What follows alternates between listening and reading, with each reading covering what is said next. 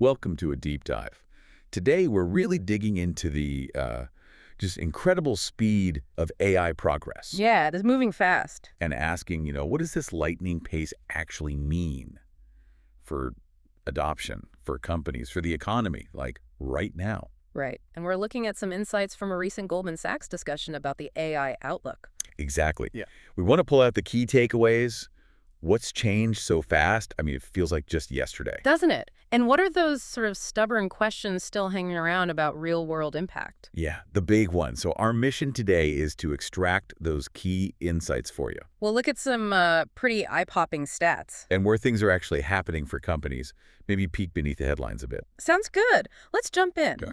So the source material kicks off by saying it's only been, a bit over a year since a previous chat they had on this? Yeah, something like that. But in AI time, that's like ancient history. They actually call it the Paleozoic era compared to now. Paleozoic. Yeah. Wow, okay, that really paints a picture. It does, doesn't it? And the numbers they throw out really hammer that home, like user growth for OpenAI. Mm-hmm.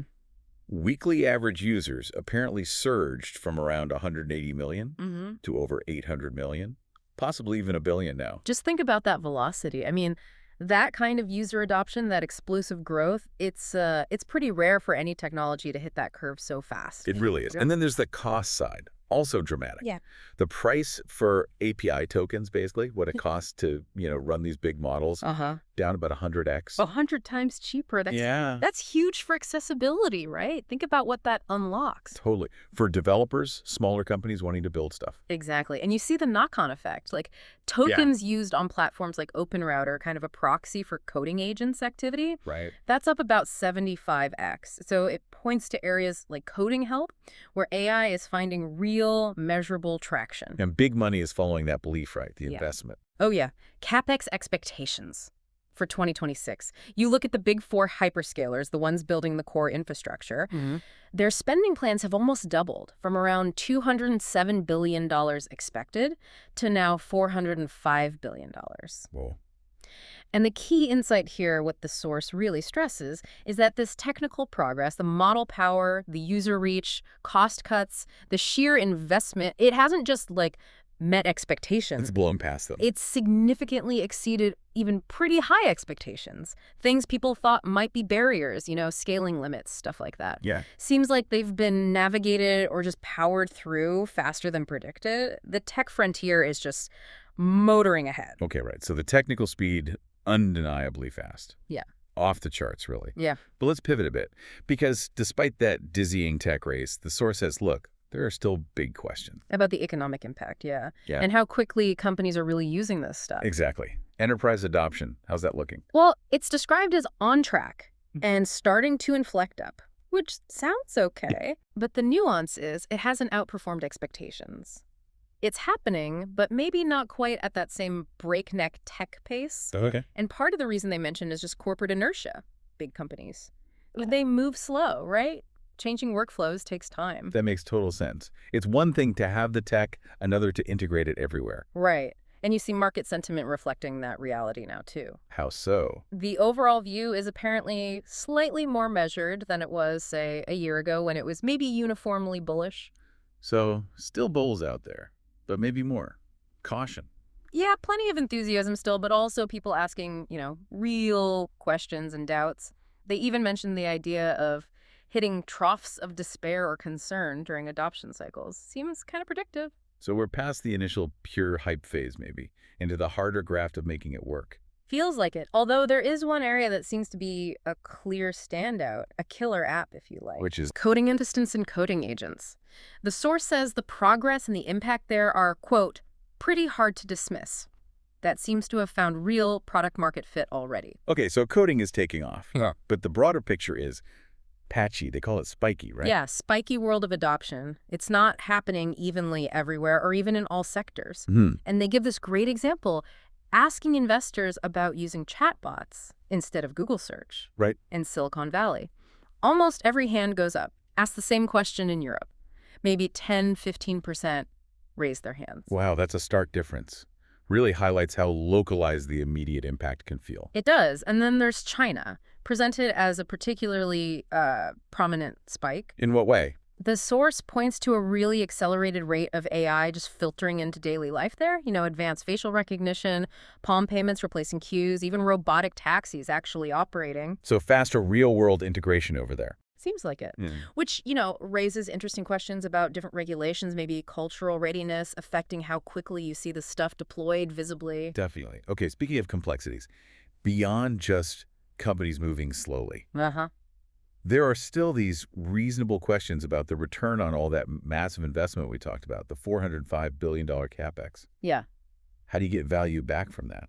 That's the trillion-dollar question, isn't it? And tied up with that are supply chain issues. Ah, right. Trade wars, tariffs, are those having a big impact? Well, the source says initially maybe minimal impact on the overall AI trajectory, but there's something else lurking, a more pernicious thing beneath the surface. Ooh, okay, what's that? It's just the sheer, almost mind-boggling complexity of the supply chains needed. For the hardware? Yeah. They use Jensen Huang's examples, like a current NVIDIA system, the NVL72, has about 600,000 parts. 600,000 parts in one system. Yep. And a future one, the Kyber rack, they expect that to have around 2.5 million parts. Million.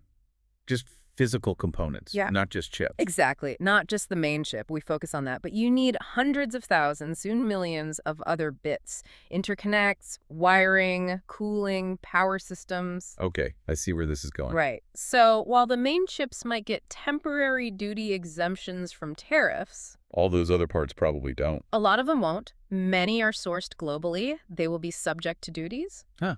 So you get this weird dynamic. Yeah, it's fascinating. The source describes the U.S. admin as, competent, bullish on AI, seeing it as vital for competitiveness. But at the same time? But at the same time, their trade policies are creating these headwinds for the super complex global supply chains you need to actually build the AI systems they think are so important. That is quite the contradiction. It really shows it's not just about inventing the tech. No, it's a massive global logistics puzzle, too. Millions of physical bits moving across borders. Okay, let's shift gears to something really mind-bending that the source gets into. This idea of when AI builds AI. Yeah, this is where things get really interesting for the future. The idea being that AI isn't just a tool humans use anymore. It's actually helping build the next generation of AI. Exactly. It's like a feedback loop starting up. The tech itself becomes an agent in its own improvement, and the source outlines a few ways this is already happening. Like synthetic data. I've heard about that. Right. So for some training tasks, we've basically kind of run out of useful human-generated data from the internet. We've used it all up. Pretty much for certain things. So now machines are generating synthetic data, AI-created data, which is then used to train new AI models, both for the initial training and for fine-tuning later. So machines, teaching machines, using data the machines made. Essentially, yeah. And they're also doing their own training refinement, reinforcement learning. How does that work? Well, the AI systems themselves can generate potential solutions or hypotheses, evaluate them internally against goals, and then use techniques like rejection sampling.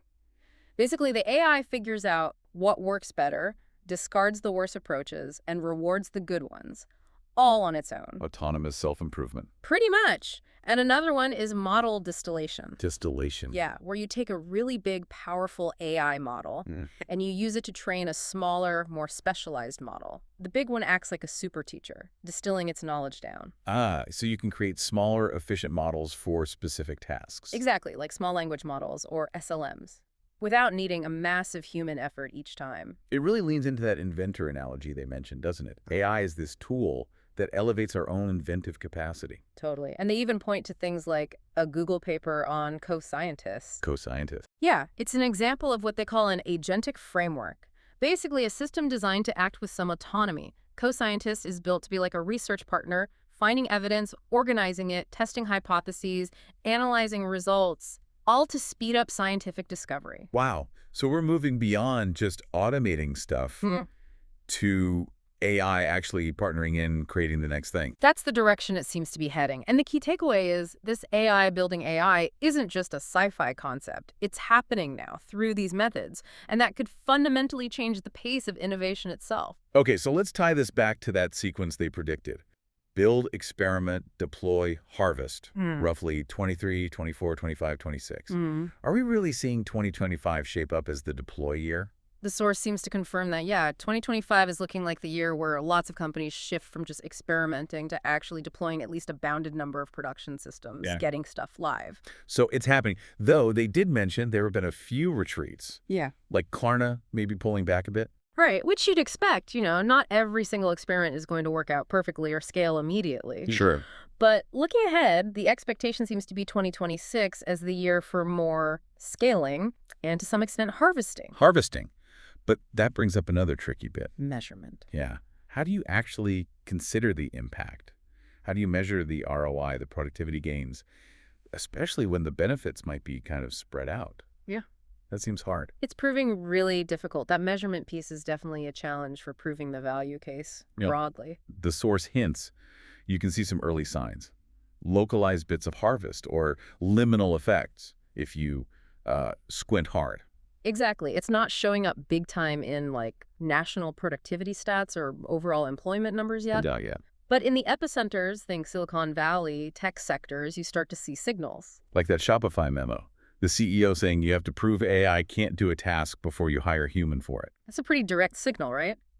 An AI-first hiring approach. Yeah. And another example they gave was Microsoft. A company right at the heart of this AI growth, also having layoffs impacting thousands. Which feels a bit counterintuitive, doesn't it? A company riding the wave, reducing staff. It does.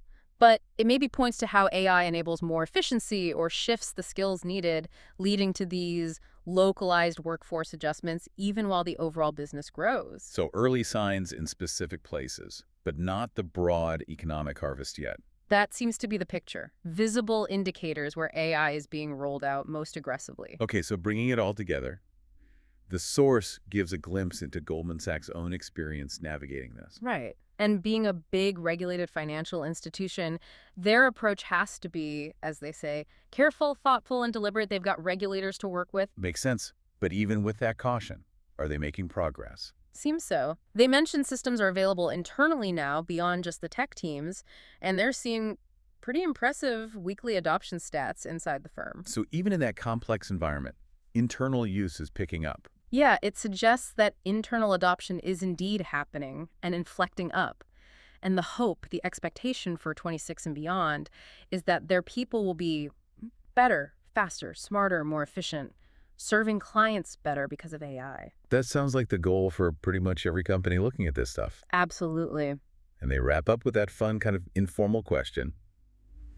If AI could just take over one routine task for you, what would it be? Yeah, and the business answer they gave, I think a lot of knowledge workers will feel this one. What was it? The ultimate killer app inside a company would be one central system that can actually understand and access all the different data scattered everywhere. The plethora of data. Ah, the dream. Like an internal search engine that actually knows things. Exactly. That can find the info you need from reports, emails, databases, whatever, with the right security, of course. Like having that blinking chatbot at your desktop, that's a true knowledge assistant. Goldman says they're making progress towards that. Okay, that would be huge. And the personal answer? That was more futuristic, thinking about ambient systems, AI that's just there, not tied to your phone or computer screen. How would that work? Like helping with reminders, giving prompts, maybe course correction during your day, subtly, without you having to constantly look at a device, breaking free from the tyranny of our devices, as they put it. Ambient intelligence. That sounds pretty cool, but maybe a ways off. Oh, yeah. Definitely acknowledged as many years away. But it shows the range of thinking, right? From immediate business efficiency gains to eventually maybe reshaping how we interact with information and tech altogether. Okay, so wrapping up this deep dive based on the Goldman Sachs insights, it really highlights this key tension, doesn't it? Yeah, between the absolutely incredible technical acceleration of AI, maybe even faster than expected. And the slower, much more complex, sometimes kind of bumpy road of actual real-world business adoption, improving the ROI. Exactly. And we saw that spiky world idea adoption happening unevenly, plus those surprising headwinds from things like supply chain complexity and trade policy.